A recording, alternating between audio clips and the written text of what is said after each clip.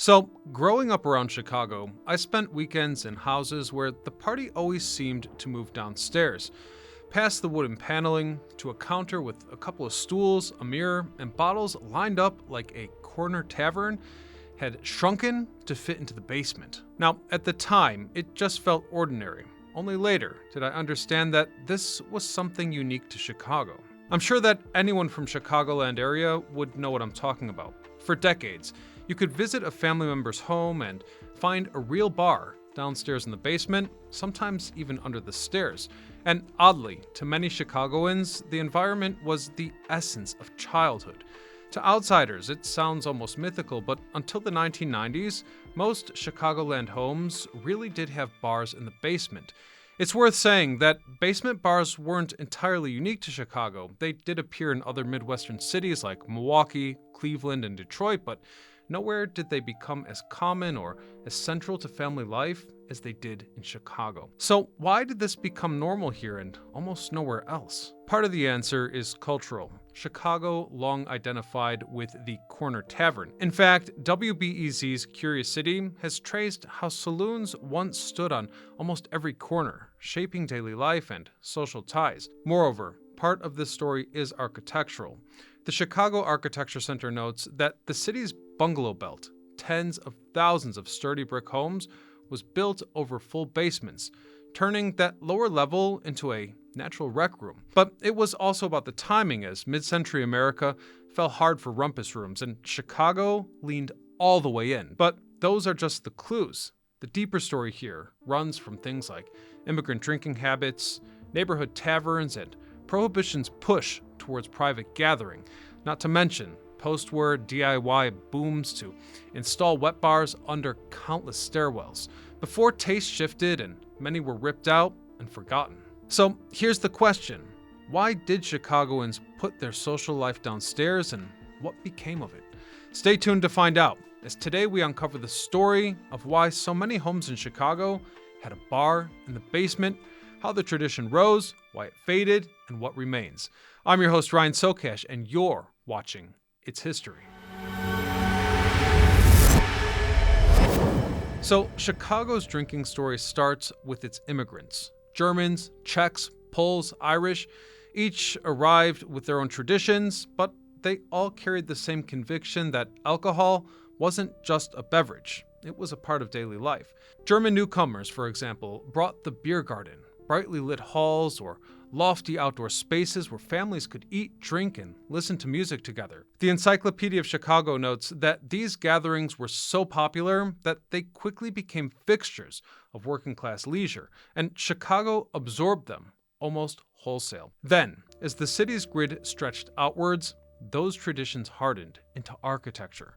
The corner tavern was born, and often placed at the end of every block. By the end of the 1900s, the city counted more than 8,000 saloons. That's roughly one for every 239 residents. And again, according to WBEZ's Curious City, that's not just a lot of bars, that's a density unmatched anywhere else in America at the time.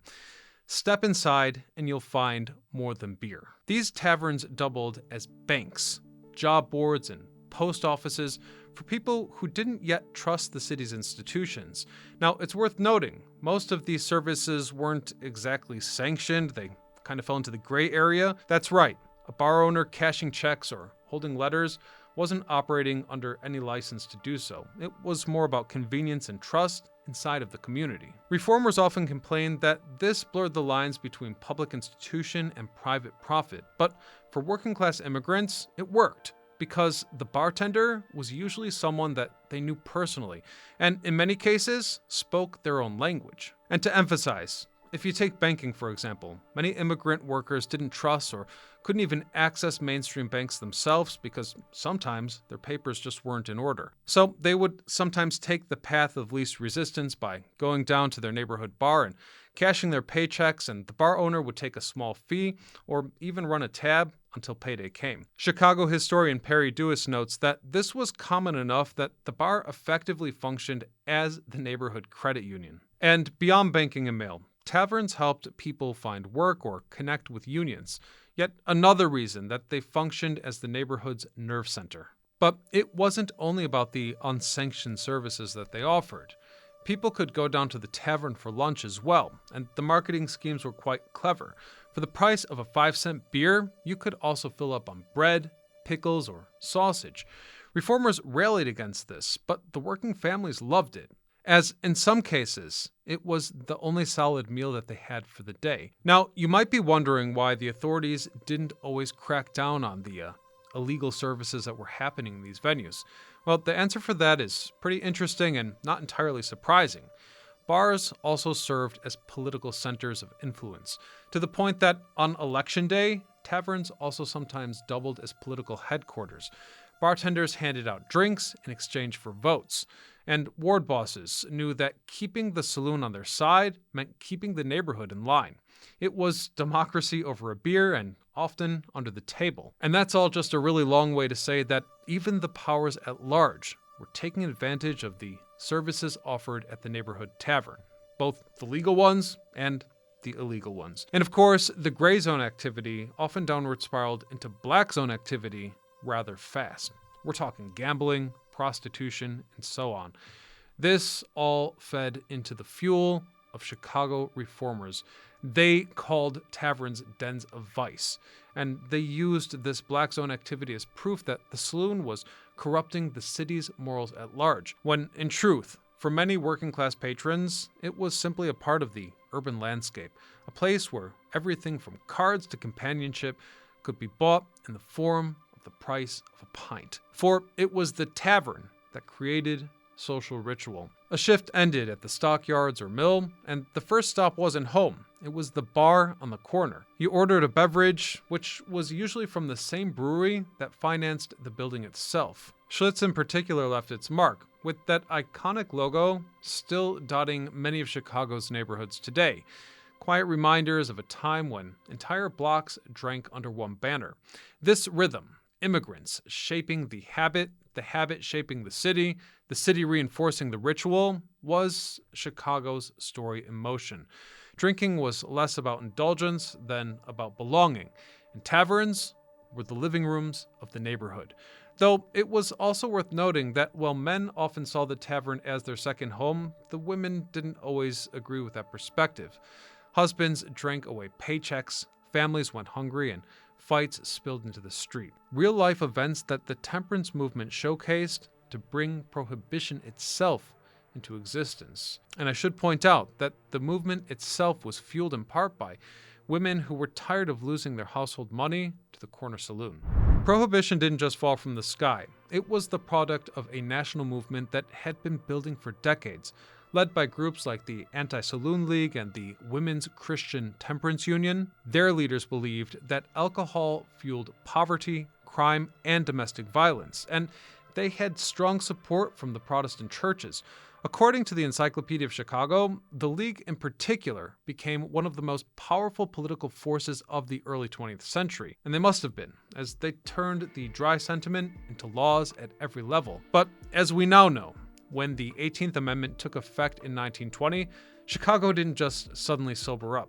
It improvised. It's been widely estimated that over 3,000 speakeasies operated in the city, hidden behind storefronts or tucked into basements, while roadhouses sprouted just beyond the city line. Bootlegged liquor flooded in through networks run by organized crime, and perhaps no name loomed larger than Al Capone. He turned bootlegging into an empire, supplying everything from backroom taverns to high-end clubs, until federal prosecutors brought him down for tax evasion.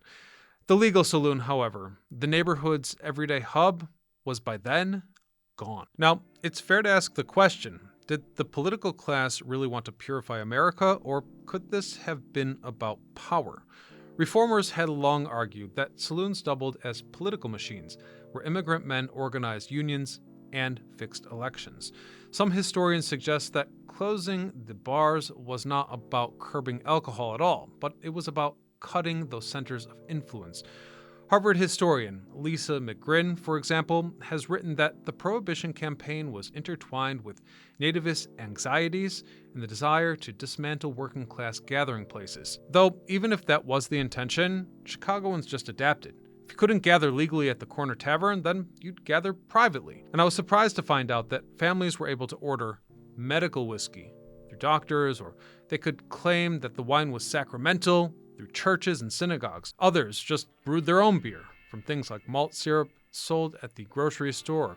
They could also mix up wine bricks that only needed water to become drinkable. And with that, home interiors also began to shift to accommodate this new form of illegal drinking. In basements and back rooms, Chicagoans carved out little corners for drinking. In the early days, this was all very improvised. They didn't have the wet bars of the mid-century, but the idea was planted.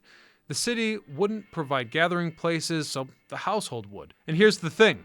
When Prohibition finally ended, that improvised habit didn't vanish. It went mainstream, just as Chicago's new bungalow neighborhoods spread across the city.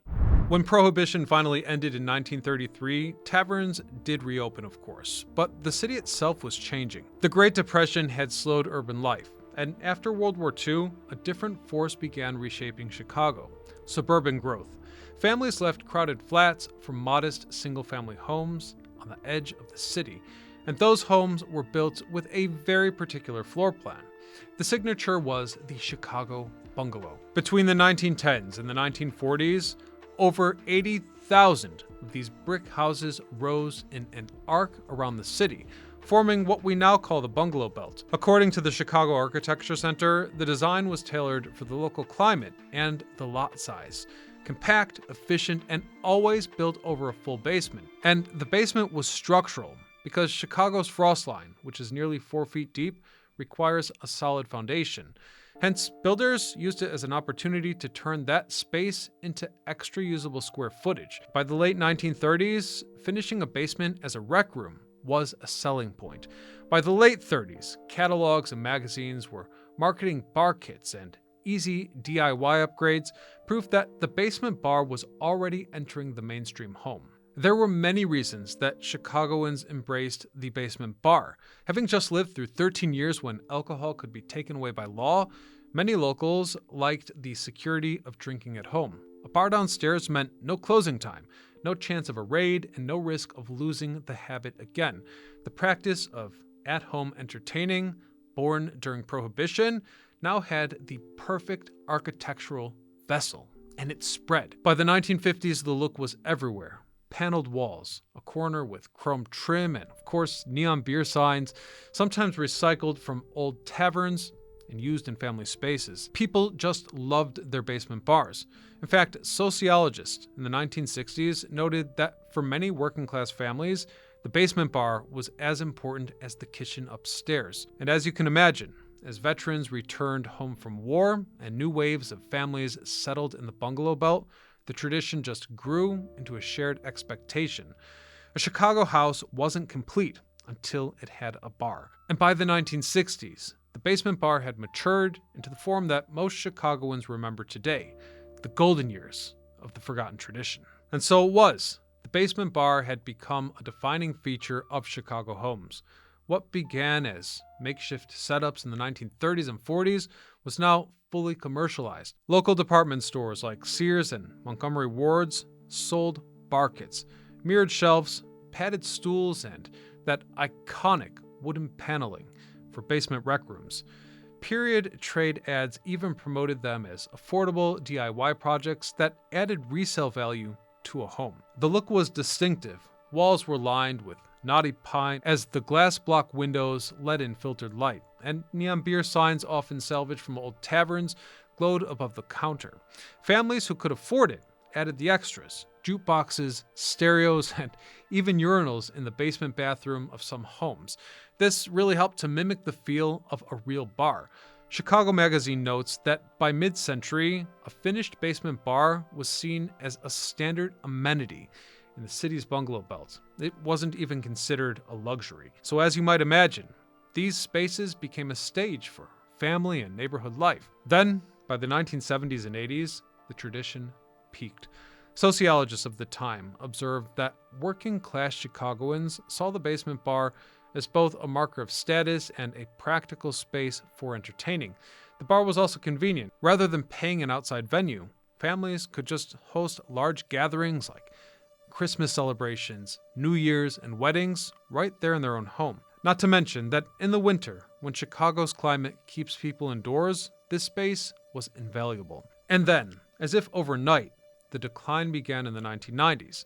The style felt dated, and house flippers began ripping bars out in favors of plain family rooms. Chicago Tribune columns sometimes mocked them as quiche, relics of a blue-collar generation. What had once been a marker of pride in homeownership was suddenly framed as tacky or even embarrassing. Generational change accelerated the shift. The people who had installed and used these bars in their prime, the parents who built them in the 1960s and 70s, were aging out of the tradition. Their children, coming of age in the 80s and 90s, preferred clubs, sports bars, and city nightlife. So naturally, the younger generations just left the basement bar behind. Then, by the turn of the millennium, the basement bar had gone from ordinary to undesired, to the point that Chicagoans began ripping them out of their homes. Today, most of Chicago's basement bars have disappeared, torn out in renovations or lost with the passing of family members who built and loved them. But every so often, one survives intact, and when it does, it's treated like a time capsule. Chicago Magazine had pointed out that real estate listings sometimes highlight these preserved bars as selling features. The wooden paneling, neon lights, and mirrored shelves are now sometimes framed as retro charm. Designers and homebuyers occasionally lean into that nostalgia, to the point that some listings market these spaces as vintage lounges or retro rec rooms, turning what was once ordinary into a statement of style. And it's in that sense that the story of the basement bar has come full circle, from a practical social hub to a social curiosity, and now as a retro style. But beyond real estate, what remains is only in our memory. For Chicagoans who grew up around these bars, myself included, they were tied to the essence of any family gathering, complete with good times and bad. So even if the physical bars are fading, the tradition lives on in recollection, and I'm very curious if anyone out there watching this also recalls a time when nearly every home in Chicago had a bar down in the basement. Or was it just my exaggerated perspective on childhood? Let me know in the comment section below. Otherwise, until next time, I'm Ryan Socash, signing off.